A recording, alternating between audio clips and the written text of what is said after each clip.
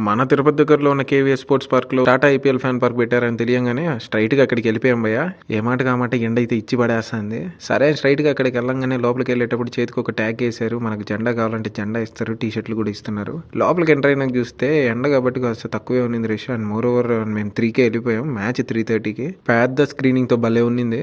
Enter అవడం లెఫ్ట్‌లో వీఐపీలకి సెపరేట్‌గా క్యాబిన్ కూడా ఉన్నింది. వాష్‌రూమ్స్ దగ్గర నుంచి మొదలు పెడితే అన్ని సదుపాయాలు అక్కడే ఉన్నాయి. వాటర్ కూడా ఇస్తున్నారు. ఇంకా స్నాక్స్ ఏమైనా తినాలంటే క్యాంటీన్ కూడా ఉంది. అన్నట్టు చెప్పడం మర్చిపోయినా, ఎంట్రీలోనే ఒక టికెట్ లాంటిది ఇచ్చారు. మనం ఒక కాంటెస్ట్లో పార్టిసిపేట్ చేయొచ్చు అనమాట.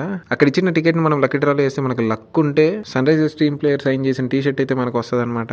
లోపల మ్యాచ్ ఒకటే కాదు, కిడ్స్కి ప్లే ఏరియా కూడా చిన్నది అరేంజ్ చేశారు.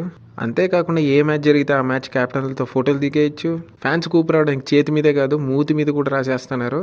ఇవన్నీ కాకుండా 360 డిగ్రీ సెల్ఫీ స్టిక్ కూడా అందుబాటులో ఉంది. అదే కాకుండా నెట్ క్రికెట్ కూడా ఉందన్నమాట.